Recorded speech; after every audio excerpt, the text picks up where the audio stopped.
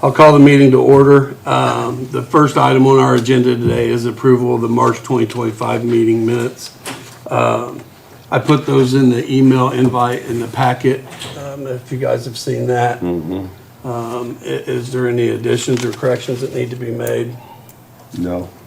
All right. I'll entertain a motion to approve. I'll make a motion. Second. Scott Jones. All right, we have a motion and a second on. All those in favor signify by saying aye. Aye. Any opposed? Motion carries. As far as our next item is the fiscal report. So we've not spent any of the funds this year that we have. We've got our budget lined out. That was part of the meeting packet as well. We have $1,273.93 in our account. And then in our line items, we have basically $20, $25, $25 in internet programs and education and other supplies. And then we have our legal notices, got $50 in that. Other services, $103 in that. Emergency notifications, $25. Service contracts, $25. And then we have $1,000 in our equipment line item. And nothing's been spent at all this year, so. Any questions? No. I'll entertain a motion to approve our fiscal I'll make the report. motion. Second. All those in favor signify by saying aye. Aye. Any opposed? Motion carries.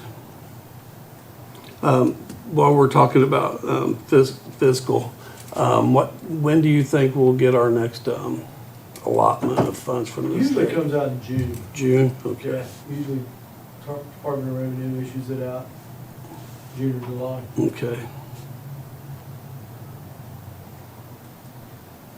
And it's around $3,800, I think, is somewhere in that neighborhood, so, okay.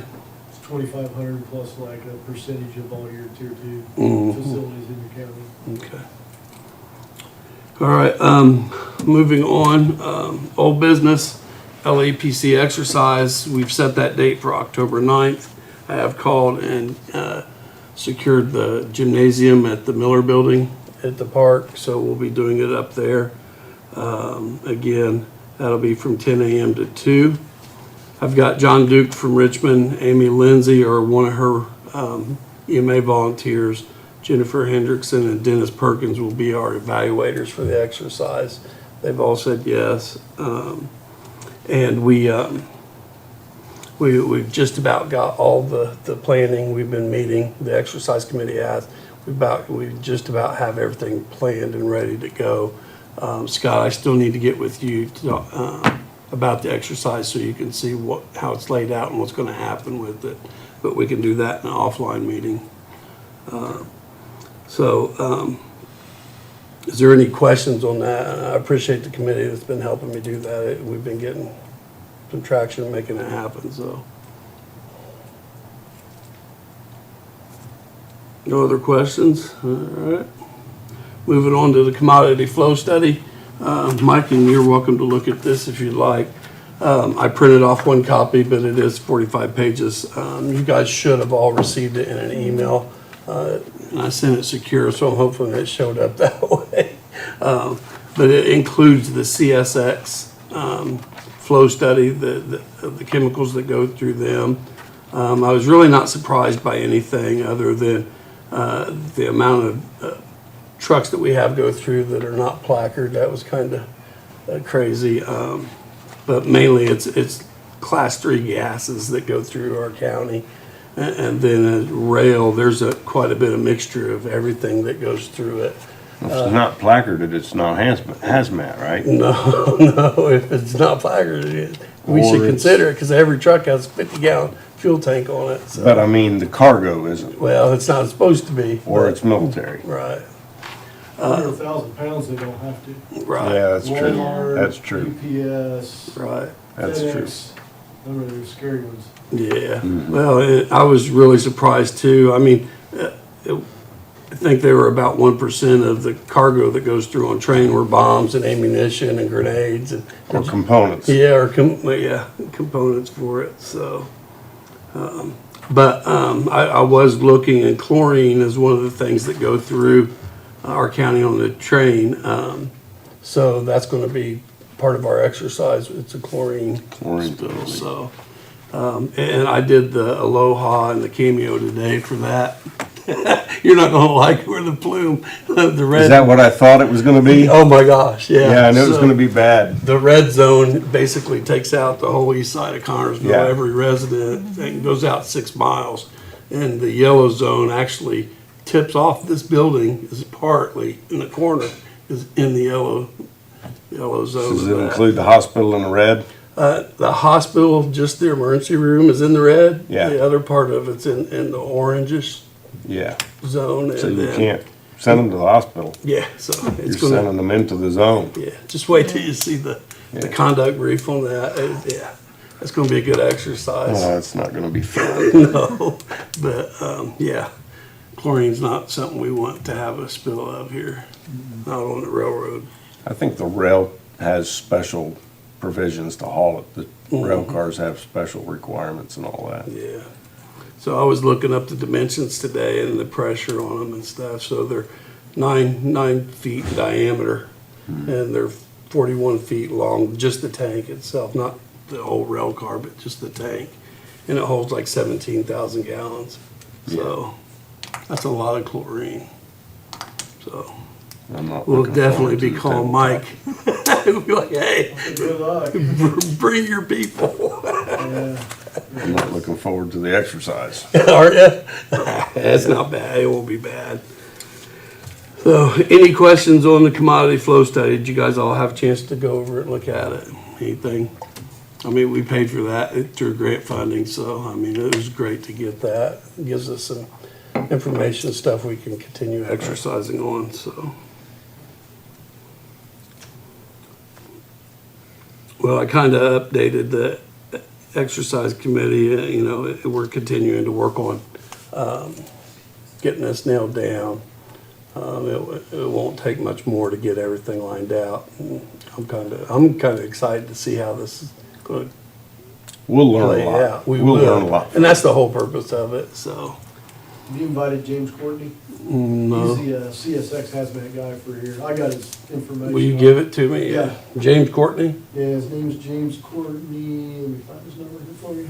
It would be really good to have him be He's out part of of it. Cincinnati. Mhm.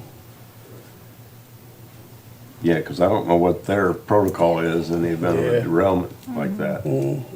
Well, their hands are gonna be full with this exercise, because it's gonna be a head-on collision at 10th and Eastern, and the Yeah. leak's gonna be at Western, I and, don't know if I remember we're on TV as far as giving his number out. yeah, oh, yeah. So, Yeah, I got it too. You got it? yeah, it'd be really good. David. So, that's the update on the committee, we're continuing to move forward, so. And then Scott, I'll set up a meeting with you, to go over this. I'll just forward you this email. New business, anybody have any new business? Anything? I know we don't have a lot of money, but is there a piece of equipment you guys would like to see us carry? I know you guys have a lot of stuff that hazmat related. You can always call IDHS for help. I'm sure we'll come up with some ideas after our exercise. Yeah, I'm sure we will. yeah. Well, we can make a list then. Probably dams, dikes, and sewer blocks, yeah. All right. Any other questions or anything that you guys got? Scott, I was gonna follow up with you. One of our, I think it was our last meeting, you was gonna set up a chance for us to tour the new Nova.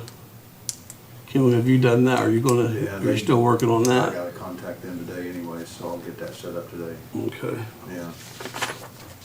That'd be a good tour for us. Is there any room for people from the LAPC committee to, Oh, yeah.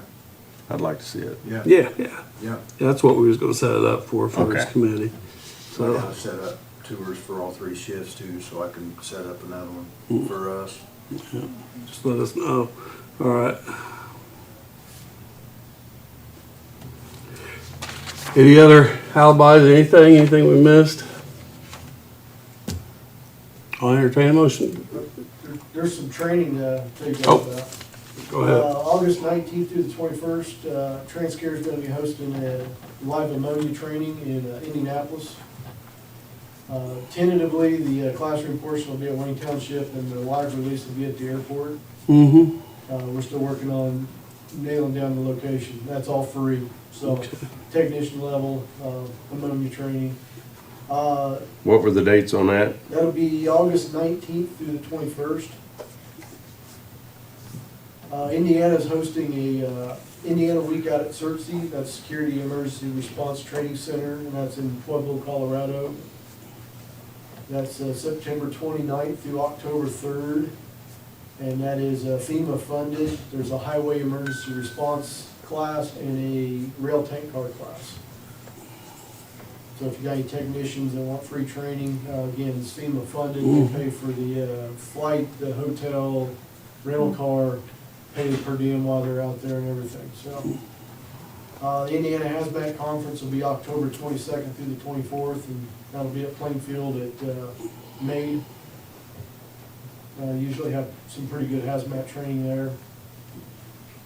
What did you say that? How was it? That will be October 22nd through the 24th.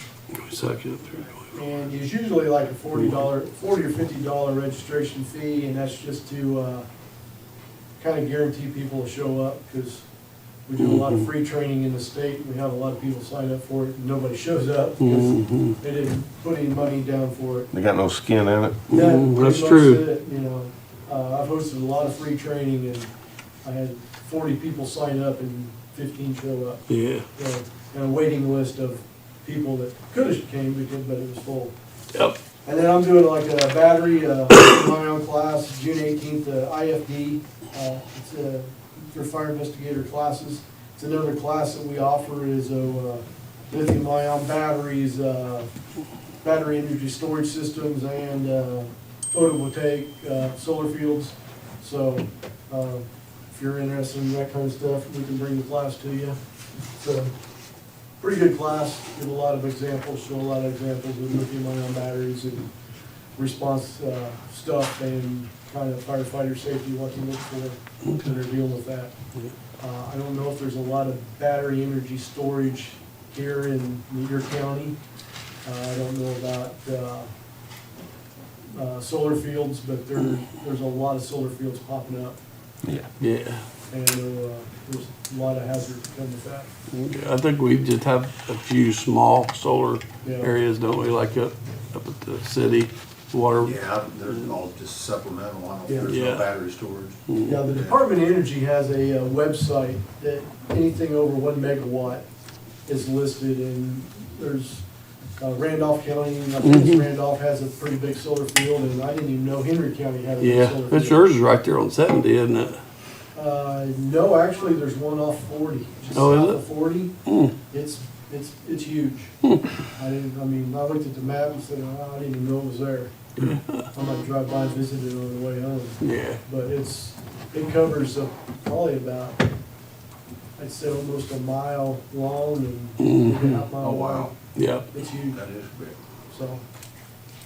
And then a lot of battery energy storage stuff's coming in. The state passed a law in '23 that anything over, I think, 1 megawatt, they can come in and they gotta get plan review has to look at their plans and do that.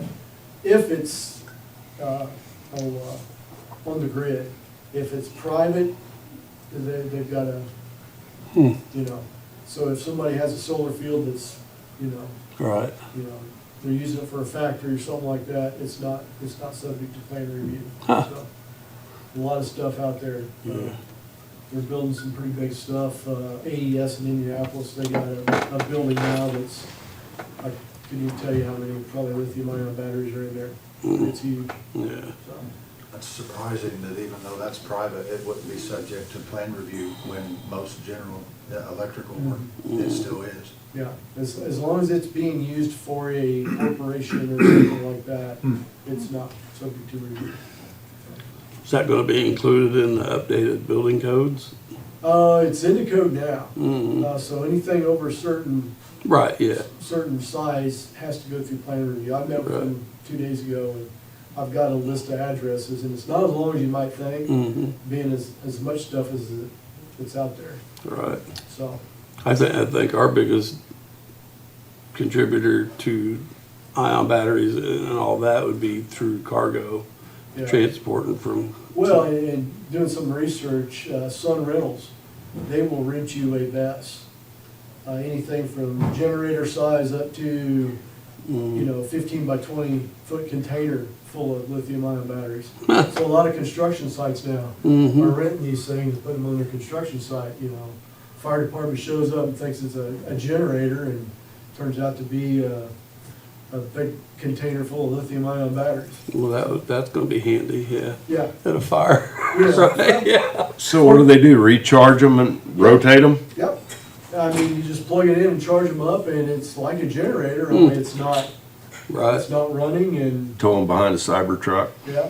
And then, for Patriots, that Mm-hmm. the generator they talk about, it's not a generator, it's It's just a box full of batteries.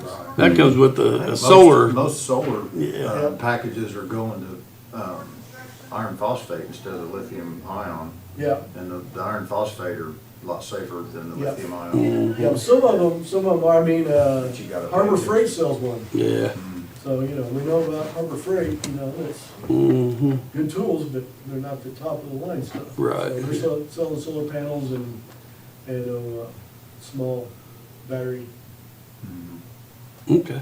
things, so that's kind of stuff we cover in the class. Do you, can I get a copy of your notes on that after Yeah. this meeting? That way I can Yeah, I can push it out. I got them written down, because I forget them all the time. Yeah, I'll just grab a picture of it and make it easy, so. Well, I appreciate you I can coming. give you James Courtney's. Yeah. I texted to him. Yep. Phone number and email. Yep. So, Yeah, he yeah, came we'll- down and put on our CSX class that we had here a Yeah. couple years ago we- at the I, Miller Building. I think we could probably fit him in as a subject matter expert Oh, yeah. as that, so, maybe he can rotate between the tables on our exercise and, And he's gonna tell you what the railroad's gonna bring. 'cause right, We did that derailment up, just south of Indianapolis, Mhm. Shelby County, right. Hancock County line, and it's a circus. How, They I was, show up with a checkbook, start buying properties to lay out their stuff. yeah. How long did it take the response to get there, do you know? The one in Shelby Mhm. County, they were there by the time I got there. Really? Yeah, So, they'll have a CSX rep there pretty quick, yeah, and then they just start rolling the equipment in. RJ Corman out of Louisville, that's probably who they'll call and roll in and start pulling cars off, and again, their first priority is get their rail back open. right, yeah. They'll drag burning cars off to the side so they can get that rail bed put back together and trains flowing, so that's their number one priority, That's different, yeah. yeah. That's gonna be something that if we really don't stop and think about, having another person or another entity trying to get their stuff done, so, Yeah, the railroad's coming in and their first priority, it's like East Palestine. Yeah.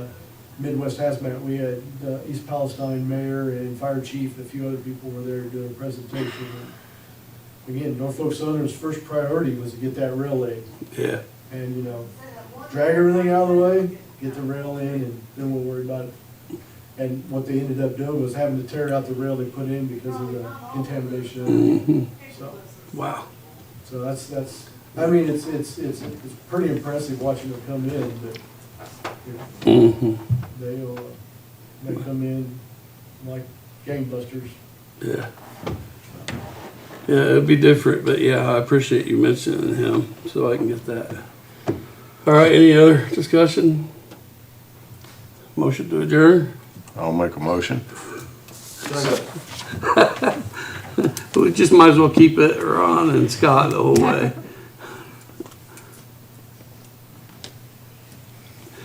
have a motion and a second on the floor. All those in favor signify by saying aye. Aye. Any opposed? Motion carries. We're adjourned.